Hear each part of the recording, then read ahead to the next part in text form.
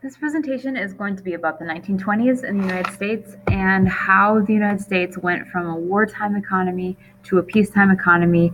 Um, so, when we think about the 1920s, a lot of times we think about things like flappers. So, like women's rights are going to be exploding. We think about gangsters because during the 1920s, alcohol became illegal in the United States for a while. We think about something called the Red Scare, where we started developing this fear of communism because Russia had had a civil war, and we were afraid that communists would also take over the United States.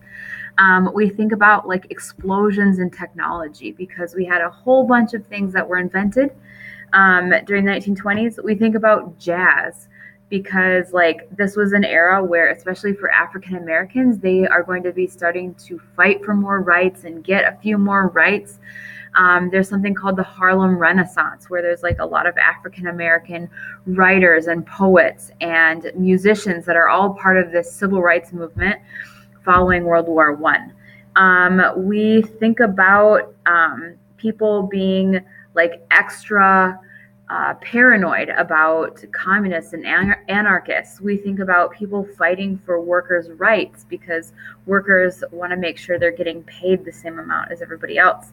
Um, so the 1920s, there's a lot to think about. What you're going to see is that after the war, remember that war is almost always good for the American economy.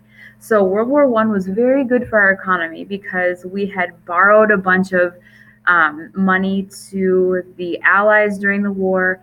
The Allies won, so they are going to be able to pay us back.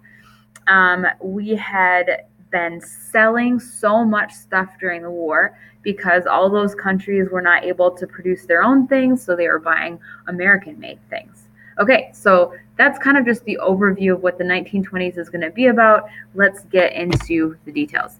So, American society, first of all, is going to go through a huge change. A lot of people would call it like an era of independence. And it's also a time when a lot of people are moving to the cities. So it's like a very like flashy, a very wealthy time period. So by 1920, over half of all Americans lived in the city. So they lived in urban areas. Um, they had more access to cultural and educational opportunities. Young people are going to have a lot more freedom because there's going to be music that's specifically made for them. They're also going to be able to be driving cars. Remember that Henry Ford started making cars a lot cheaper, so a lot more people are going to get cars. And one of the most like influential things about the 1920s is that the 19th Amendment is going to give women the right to vote. Because women can vote, they are going to get things passed that kind of allow them to flex their muscles. And one of the things they get passed is prohibition, because a lot of women said, hey, we don't believe in drinking. Our husbands have been abusive because they're drinking, things like that. Now, remember that this is going to be a time when the United States is transferring from a wartime to a peacetime economy. So when the war ends and men come back, women are going to be pressured to give up their jobs to returning veterans. The U.S. government is going to cancel wartime contracts with women and specific businesses that were making supplies for the war. So it's going to force a lot of businesses to lay off workers. So something kind of weird happens in the economy. The demand for goods is going to exceed supply because during the war, people had saved a bunch of money and had been like not buying stuff because they had to like send it over to the war. So now when the war is over, they're like, hey, let's buy stuff. And now all of a sudden factories like can't keep up with what people want to buy. So prices are going to rise because that's what happens when demand is higher than the supply, and wages are going to fall because workers are being cut and things like that. So it's going to cause like a lot of strikes and riots for workers. There's a few examples. In 1919 in Seattle, 60,000 workers went on strike. They were This was part of the AFL unions, and the book doesn't say what the what the strikes were about, but a lot of people blamed it on communists. Remember that Russia had dropped out of World War I because they had their own communist revolution. So they were afraid. So people are getting paranoid that communists were going to take over the United States too. So, so when workers are like fighting for more rights and fighting to be recognized, sometimes people are going to say that it's because they are clearly communists. Like they just want everybody to be equal. They want the government to own everything. And there's also another group that was kind of like people thought were evil called anarchists. Anarchists are people who don't believe in any government at all. And so again, sometimes people would blame anarchists for starting things like strikes and riots and for really promoting unions. So the Seattle strike ended with people just having to return to work peacefully without having their demands met. And then there's going to be another strike in Boston where police officers go on strike. And rather than giving any of the police officers what they wanted, they fired all of them and replaced them with a whole new police force. So this is not going to be a super successful time for unions or for workers who are fighting for their rights, especially because of the fear of communism. Like it makes the public not support them. So that era where we're like super afraid of communists, we call it the Red Scare. So it's the widespread fear of political radicals, especially communists, that swept the United States from 1919 to 1920. So there was a man named General Mitchell Palmer, and he wanted to catch communists. And so he started having these raids on like radical organizations or organizations that he suspected of being radical, but he did not get warrants to do it. So a lot of people felt that the 1920s was a time when people's civil rights were being violated. And one example of that would be the Sacco and Vanzetti trial. Okay, so during the 1920s, there's something called xenophobia, which means like fear of other. So xeno is other, phobia, fear of. So it means hatred of foreigners. And a lot of people would say that that played a big role in the Red Scare, especially since World War I had just ended and people were still really suspicious and really like hostile toward Italians, toward Germans, toward a lot of different immigrants, especially from Eastern and Southern Europe. Sacco Vanzetti, Nicola Sacco and Bartolomeo Vanzetti were two Italian immigrants, and they were anarchists, but they were charged with murder and robbery in Massachusetts, and there was very little evidence against them. So people started protesting and saying that these men were only being charged because they were immigrants and anarchists. And so this is where the American Civil Liberties Union steps in. And this is an organization that was formed to fight for the rights of people who couldn't afford to fight for their own. So they joined the protests against the trial and execution of Sacco and Vanzetti. So unfortunately, they really did end up getting executed, even though there was not strong evidence against them. For African Americans, their lives are going to be changing a lot as well. During World War I and like after, there was something we call the Great Migration, where hundreds and thousands of African Americans from the South are going to move to the North. Especially during the war, they wanted to take some of those jobs that were open. So women and African Americans are going to get opportunities during the war that they never had before that. The problem is that caused like a fear reaction for white people that were already living in the North, that were afraid that these African Americans would work for lower wages than them and take their jobs. By the way, you guys, I hope this is sounding familiar, because this is a lot of times the attitudes that Americans have currently toward Mexicans and immigrants. Like it has been U.S. policy to limit immigration a lot. Like we do not allow very many immigrants, especially from third world countries, because of American fears that they're going to lose their jobs. So this is going to lead to race riots.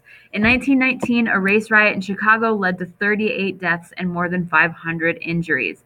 And by the end of 1919, there had been 25 race riots in the United States. So to summarize, American culture is changing. We have the growth of cities. People are driving cars, so it's going to give young people, especially, more independence. Women are going to become empowered through the 19th Amendment that gives them the right to vote. Businesses are changing and struggling at first after the war as prices increase and wages decrease. This is going to cause strikes and riots. Unions are going to grow in power, but a lot of people will not support those unions and workers because they suspect them of being influenced by communists and radicals. So there's going to be something called the Red Scare. And this is especially based in people's fear of immigrants, and it's going to lead to legal battles with Italians, Germans, and Eastern Europeans. And then the Great Migration of African Americans from the South to the North is going to lead to increases in racism and ultimately to race riots. Okay, so that kind of summarizes like what was happening in the United States after the war. Now let's move on to talk about what was happening in the government. So in 1920, the election was between the Democratic candidate, Ohio Governor James M. Cox, and the Republican candidate, Senator Warren G. Harding of Ohio. And his running mate was Calvin Coolidge from Massachusetts. One of the things that Harding and Coolidge ran on is that they would not get involved in European affairs. And Americans, again, were traditionally isolationist. World War I had violated that isolationism. We had just gotten involved in the Spanish-American War, and a lot of Americans didn't like that. So Americans elected Harding in a landslide. During the Harding administration, there was a lot of drama and corruption. So Herbert Hoover, who would later become president, was a mining engineer who also served as the Secretary of Commerce. He focused on strengthening U.S. economy by promoting business growth. This is a really traditional viewpoint and stance for Republicans. Even now, Republicans tend to push for businesses to grow rather than supporting like individual people. They believe that if businesses grow, that businesses will support people. And a lot of times Democrats will directly focus on supporting people and kind of let businesses play a secondary role. So after the war was over, I had told you there was a small recession because the supply was exceeding demand. Demand was exceeding supply, and people were getting paid less because businesses had lost their wartime contracts. So that recession ended very quickly, and the country enjoyed rapid economic growth. So we went from slow to very fast really quickly. So our country got very wealthy very quickly, and that is going to result in a lot of different things. So like I said, Harding's administration had a lot of scandal involved in it. There was a group they called the Ohio Gang who were like Harding's friends, and it was revealed that they were involved in a series of scandals. And actually, Harding is going to die pretty quickly after his election, and he is going to leave Coolidge to become president in August of 1923. So Harding had gotten sick, and that's how he died. One of the biggest scandals of the Harding Coolidge administration, was called the Teapot Dome scandal. It involved the Secretary of the Interior. His name was Albert Fall, and they found out he had been leasing out public oil reserves located at the Teapot Dome in Wyoming to oil companies and then receiving gifts from those companies. So it's kind of like one of the members of government renting out, let's just say Yellowstone Park, to an oil company to drill and then getting the personal kickbacks from that. That would be completely illegal. So Albert Fall was sent to prison and fined for his role in the scandal. Okay, so when Coolidge had taken over, he fired people involved in the scandals. In the election of 1924, there was a Wisconsin senator named Robert La Follette. Some people call him Fighting Bob La Follette. He's very famous for being a progressive Republican. Um, and he was running against a Democrat known as John W. Davis. A lot of people didn't really know him. And then Coolidge, who also was running on a pro-business platform, he ends up winning in a landslide victory because the economy had been doing so well since him and Harding had taken over. So Coolidge's officials reduced government spending and continued cutting taxes. Again, this is one strategy for increasing the economy by putting money back in the hands of American people rather than through government spending. So Congress is going to also approve high tariffs to support U.S. industries. Tariffs are taxes on imported goods so that people will generally choose to buy American-made stuff. So this is going to result in a rapid economic growth under Coolidge. Okay, so what was the foreign policy like under Coolidge? So the United States increased trade with Europe in part so that Europe would be able to pay the United States back for its war debt. So we started buying more European goods because we wanted them to have money in their pockets so they could pay us back. We also followed a policy of disarmament, which means that we promised to limit our military weapons. We wanted people around the world to limit their weapons. In the Washington Conference of 1921, this was a meeting that led to treaties where several nations agreed to limit the size of their navies. So in order to cause world peace, we just thought, hey, we all just need to get rid of our weapons. We need to increase trade. Okay, that is not necessarily right now like what Republicans would push for. That is much more of a Democrat style of peacemaking. In 1928, we signed the Kellogg-Briand Pact, where the United States and other countries agreed to outlaw war without creating any way to enforce the treaty. So we just said, hey, war is illegal. We're not going to do it anymore. So things are looking up. It looks like we're going to have world peace. If you know anything, however, you're going to know that World War II is just down the road, so that it wasn't going to work. So in the election of 1928, the Democrats had their candidate Alfred Smith, and he was popular in more urban areas, but a lot of Americans didn't vote for him because he was Catholic.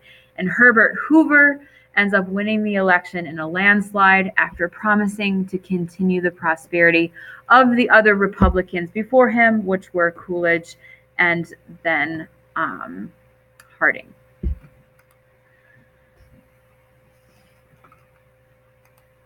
Okay, so this is all kind of leading us to the ways in which American society is going to change in the 1920s. So Americans we're a very diverse country at this time. We had people living here from all over the world. We've got the growth of cities. Now, I want to remind you that women have just gotten the right to vote through the 19th Amendment. So it's not a surprise that shortly afterwards, the 18th Amendment is going to be passed, which bans the sale, manufacture, and transport of alcoholic beverages. So alcohol becomes illegal, and a lot of that had to do with women pushing for alcohol to become illegal. They thought that it corrupted American society and it led to abuse and things like that. The actual enforcement of alcohol being illegal in the United States was a lot more difficult. So more than 500,000 Americans ended up being arrested for violating prohibition. They created something called speakeasies, which would be secret illegal clubs that would serve alcohol. A lot of times you'd have to know like the secret location, sometimes secret passwords. People who would sneak alcohol into the United States were called bootleggers. These are also people who would illegally make alcohol. Okay, so they're called bootleggers because one of the ways that people would get alcohol into the United States is they would come in from Mexico or Canada wearing very large boots, and they would hide the alcohol in their boots. But again, bootleggers sometimes would also illegally make alcohol in the United States. The problem with that is that a lot of the alcohol that was made was not monitored by the US government. So some of it was very high alcohol content, some of it was produced in dangerous ways. So it was not necessarily a quality product that could be trusted. So people, it was dangerous to drink bootlegged alcohol. And another problem with this is that it's going to lead to the rise of organized crime, so gangsters, because a lot of gangsters were the ones that were providing the alcohol, and there was a lot of corruption in the government at the time because they would pay off the police force and things like that so that they could continue to do their illegal operations. But it's going to make gangsters like Al Capone very, very powerful. And they would control neighborhoods at times, and people lived in fear because the gangsters would take them out if they wouldn't cooperate with them. The 21st Amendment in 1933 is going to be what finally ends prohibition. So that's about 13 years, give or take, of alcohol being illegal and the United States struggling to enforce that.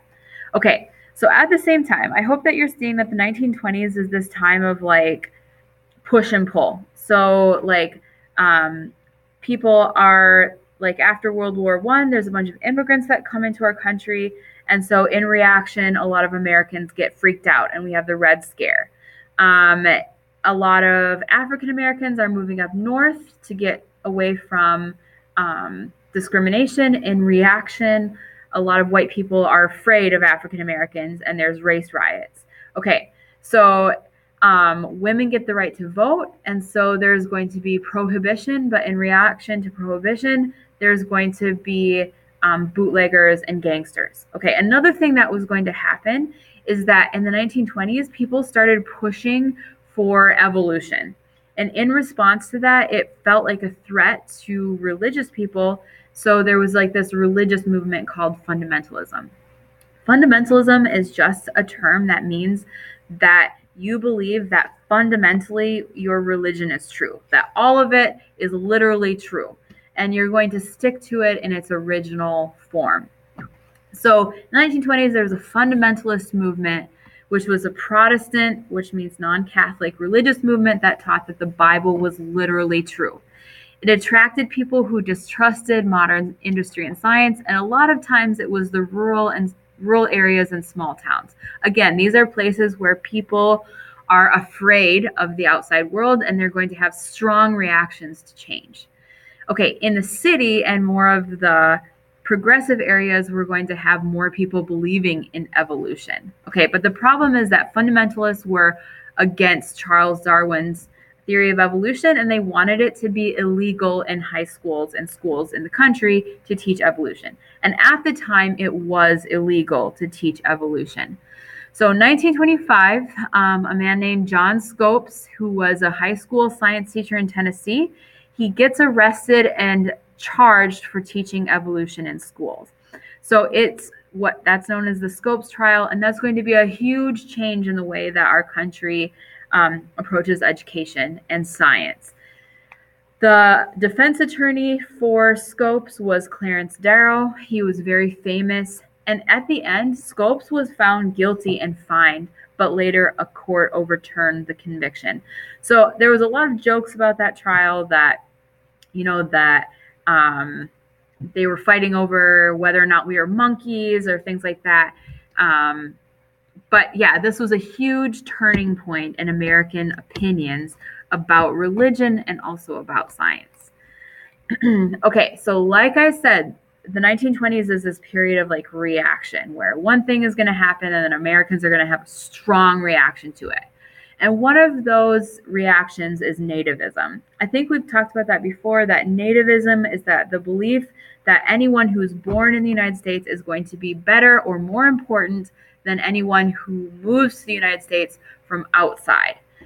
So after World War I, immigration is going to grow because World War I devastated Europe. A lot of the economies were a mess. There's going to be this change in political power. So people were fleeing their countries because there was a lot of political problems as well. So Americans freaked out, and in 1921, they passed the Emergency Quota Act, which was a law that set immigration at 357,000 people, 100,000 people per year, which was drastically reduced from what we allowed before that. And limited the number of immigrants from any country to only 3% of that nationality's 1910 US Census population. So that means that we were limiting specific countries like Italy and Poland and like those Eastern European countries and Germany, because we were especially worried about them coming into our country, and there's going to be like too many communists, or we're also afraid of Russians. We didn't want them coming in. Okay, so in 1924, we also passed the National Origins Act, which reduced immigration even more. It favored immigration from Northern Europe. Remember, those were the allies, our allies during World War I, and ended immigration from Japan because Americans were upset that too many Japanese were coming in. Okay, this is also going to be a period of the rise of the Ku Klux Klan. Again, anytime you have like change, you're going to have reaction. So the Ku Klux Klan forms again in Georgia in 1915. They're not only hostile against African Americans, but especially against Catholics, Jews, and immigrants. Remember that this is a reaction to all the immigration to our country after World War I. Their influence is going to lessen after their leader was convicted of murder, and members learned that the leaders were corrupt and had been getting rich on their membership dues. Okay, so I told you that this was a period of time where African Americans are going to be fighting for their rights and getting more rights in some cases. One of the major minority leaders is Marcus Garvey. He's an African American leader. He originally came from Jamaica. And his message was that African Americans needed to be proud of who they were, and that they needed to be economically independent from white people. So he thought that if they didn't need white people for their money, that they would not allow themselves to be mistreated. So he created the Universal Negro Improvement Association, UNIA, to end imperialism in Africa and discrimination in the United States. So don't forget that Africa had been mostly taken over by European countries. So he wanted to see the European countries leave and Africans stand up and be their own people around the world. He influenced millions of people, but ended up being thrown in jail for criminal business activities. So his message was about money, but it did end up looking like he had been corrupt and using his position to get rich off of it. For American Indians, their rights are also going to change a lot. A lot of them had served in World War I, even though they were not considered U.S. citizens, because a lot of them were still living on reservations and things like that. So in 1924, they passed the U.S. Citizenship Act, which was a law that made all American Indian citizens and gave them the right to vote. So it's almost like at that point, Native Americans could have dual citizenship because they were considered sovereign, but they were also considered part of the United States. Many Mexicans and Mexican Americans moved to cities to find work, but really struggled with discrimination in employment and housing. So again, this is part of that reaction. Any change, any outsiders, Americans were very afraid of. Okay, so I mentioned earlier that the 1920s, as people were getting wealthy, it's going to be a time where we have a lot of new inventions and new products for Americans to buy. So Henry Ford made cars a lot cheaper. He was the founder of the Ford Motor Company in 1903, and he created the Model T Ford. It was durable, reliable, easy to repair, and very cheap compared to previous cars. He made it cheaper by using something called the assembly line system of manufacturing, where things would move along like a conveyor belt, and each worker would just do one piece of the process. It made it a lot cheaper and faster to make cars, and it also made workers a lot cheaper to pay because they didn't need to be experts in building a car. They just needed to know how to do one part of the process. So the assembly line reduced production costs, and the price of a Model T dropped from $850 in 1908 to $290 in 1927. Give me a second. I'm going to find out what that would be in our currency now. Okay, I just looked it up, and $290 in 1927 would be worth about $4,100 of our currency now. So can you imagine buying a brand new car for $4,000? That's really amazing, even by today's standards when we have a lot of cars in competitions. Not only did Ford make his cars a lot cheaper, he also treated his workers very well. His employees had an 8-hour workday, and they earned $5 a day. Ford was also very good to people with disabilities, and he wanted to hire African Americans. Assembly line work was fast but boring.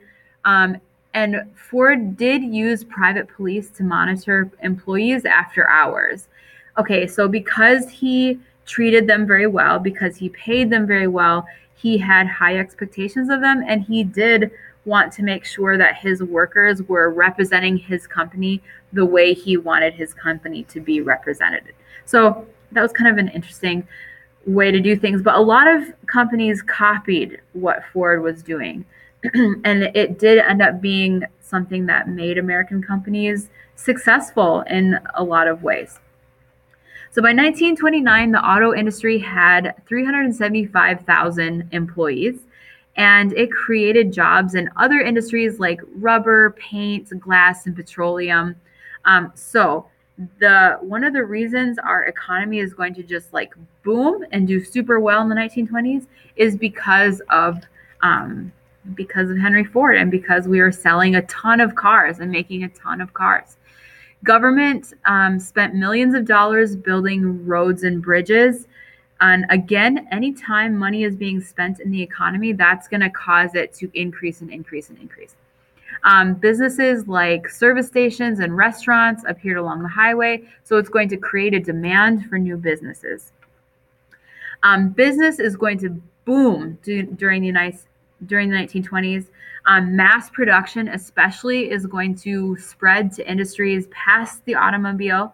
It's going to lead to the lowering of prices of a lot of things because people can produce them cheaper, faster, better. So it's going to double U.S. manufacturing between 1921 and 1929. As people are going to have new products, our country also developed new ways to buy them. So people were buying appliances like washing machines, vacuum cleaners, and refrigerators. And the new way that they were going to be able to buy them is called on installment plans. So it is basically buying on credit.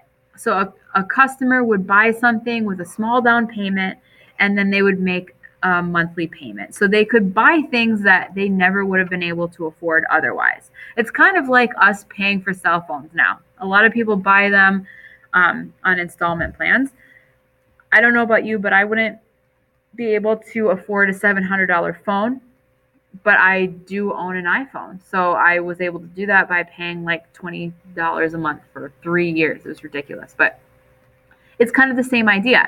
And as people are getting more money, we're also going to see a boom in advertising because companies want consumers to choose them because people have the ability to buy more. There's going to be this push for people to become consumers. A consumer is someone who continually consume means to take in or to eat, right? So a consumer is someone who's going to constantly be consuming and taking and taking and taking. Our country wanted people to become consumers because it means that we would become wealthy. But not everybody was getting wealthy during the 1920s. Some laborers and industries were still not being paid well. For example, unskilled workers in smaller industries were receiving poor pay and few benefits. Some industries, like the textile industry, were in a decline or a deep a depression as new industries grew up and replaced a lot of their business. So again, it's not going to be equal. And when a business starts to lose money, they tend to cut pay for their workers to compensate for their loss in business. Unions are going to also struggle because remember that people are paranoid that unions are going to be communists or anarchists, and there's a lot of suspicion about them. So they're going to lose government support after World War I and public support after the strikes of the post-war era. Like, the common American just didn't support striking anymore. So membership in unions is going to decline from 5 million in 1920 to 3.6 million in 1923. The American plan was an anti-union effort where businesses would run an open shop. Basically, they would say that if you're a member of a union, we won't hire you. So it was a way for, like, in exchange, however, like, businesses were starting to treat workers better. So they said, hey, don't get into a union. We don't want to deal with a union, but we will treat you well. So there's kind of an exchange. Farmers were struggling as well after crop prices fell following World War I because they weren't selling as much food overseas. Nearly 500,000 farmers lost their land because they couldn't repay loans. So it's really going to be a hard time for farmers. Okay, so in the 1920s, a lot of people call it like the Jazz Age or the Roaring 20s, and that's because there were some really specific things about the 1920s that made it unique. One of the things that made it unique was that we had a growing national culture. It means that people are a lot more the same as each other because, like, we had this growth in advertising. People were starting to buy the same stuff, and the same kind of stuff was going to get popular. So fads are like trends. That's just another word for trends. And they would be like these random interests that people would get really excited about for a short time. So for a couple examples would be flagpole sitting. Like, literally over here you can see a picture. People would try to sit on flagpoles and see how long they could stay up there. Marathon dancing, where people just dance and dance and dance. They would have competitions to see who could keep dancing for the longest. And mahjong, which is like a form of Chinese, I think. It's like a Chinese board game. It's going to be spread by the mass media, which is going to contribute to the growth of the national culture. Mass media is stuff like radio, now television. There was no television yet then, and newspaper, stuff like that. Radio was extremely popular in the 1920s, and that's actually going to be important during the Great Depression, which was going to follow the 1920s. So this is where we see the growth of regular radio broadcasts. By 1929, some 10 million American households owned radios. Like, radios were owned by almost everyone, and families would sit around the radio at night and would listen to stories and advertisements and things like that. One of the purposes of radio was to educate people by broadcasting news. Like, so even people that didn't know how to read, that they would be able to get the news. It attracted business people who used it to sell products to consumers. The 1920s was also a popular time for movies. They first called them Nickelodeons. You guys might recognize that as the name of a television station, I believe. It's just a nickel is 5 cents, and it's because the first movie theaters charged 5 cents for admissions. The first talking movie, called a talkie, was released in 1927. That was a really big deal. People couldn't believe it. And up until that point, actually, if you went to see the movie, they would have like a full orchestra playing in the background. So they would have music that was written to go along with the scenes in the movie. So you'd watch the silent movie, but you'd get to listen to this live orchestra while you watched it. This was also a time of sports heroes. Jim Thorpe, for example, was a huge deal. He won several gold medals at the 1912 Olympics. Helen Wills was a tennis star. Gertrude Elderly, said it right. Swam across the English Channel. I believe she was the first woman to swim across the English Channel. George Herman or Babe Ruth set records for the most home runs. At the time, however, like African Americans, baseball players especially, were still being mistreated and not allowed into the major leagues. So like Leroy Roberts and Satchel Paige were not allowed into the major leagues. So there's still discrimination there. Charles Lindbergh got famous as a pilot after he completed the first solo flight across the Atlantic Ocean. 1932, Amelia Earhart was the first woman to do that. She later she disappeared after trying to fly around the world. Some people still think she's alive. Probably not. Okay, and this is one of my favorite topics about the 1920s. Did you know that blues and jazz was like huge during the 1920s?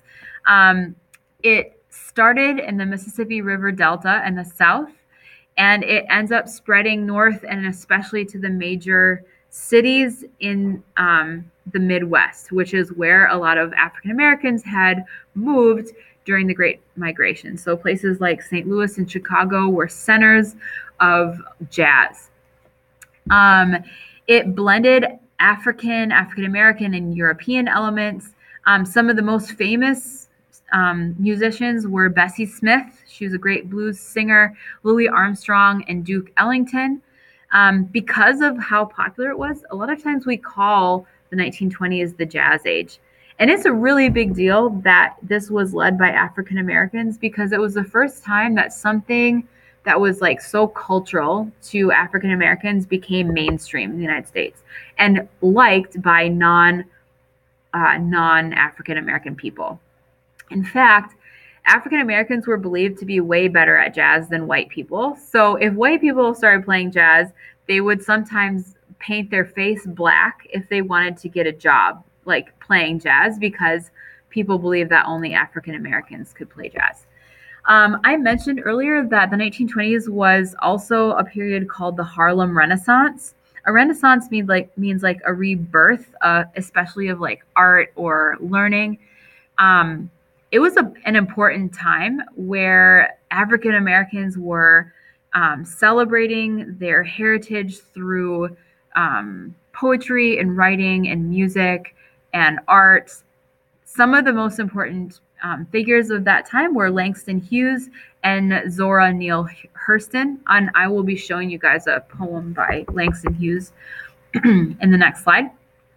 But besides the Harlem Renaissance, there was also a generation of writers called the Lost Generation, who were really like, they had been involved in World War I, and they thought that it was like a horrible thing. So a lot of them moved to Europe and would just write there.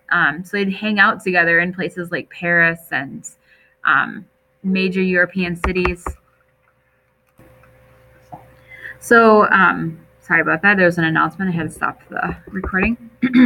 Some of the most famous of the Lost Generation would be Gertrude Stein and Ernest Hemingway, both very famous U.S. writers, but they did write from Europe because they didn't want to come back to the United States. But in the 1920s, also people like Frank Lloyd Wright, architects, painters, and photographers started experimenting with new forms in the 1920s, like things that weren't traditionally considered beautiful or attractive, but they just wanted to try. So Impressionist art, like Picasso, like that style of like abstract art that people didn't quite understand, that is an example of some of the famous stuff that was happening in the 1920s. Okay, and just as I had said, here's some art forms that I mentioned. Okay, so 1920s in architecture, we call it Art Deco. And see the style, like really clean lines, like elaborate, ornate. This is all Art Deco. Even, I think this is the Brooklyn Bridge. Oh my gosh, I hope it is, because that'd be embarrassing if it's not. Yeah, this is all Art Deco 1920s style. Okay, and here is a poem by Langston Hughes. It's called The Negro Speaks of Rivers. I've known rivers ancient as the world and older than the flow of human blood in human veins. My soul has grown deep like the rivers. I bathed in the Euphrates when dawns were young. I built my hut near the Congo and it lulled me to sleep. I looked upon the Nile and raised the pyramids above it. I heard the singing of the Mississippi when Abe Lincoln went down to New Orleans, and I've seen its muddy bosom turned all golden in the sunset. I've known rivers, ancient dusky rivers. My soul has grown deep like the rivers. So I think what you'll see in that poem, I'm definitely not an expert on on poetry, but I think what you see in that poem is just a reflection on how important African culture has been. Like the Euphrates, the Congo, the Nile.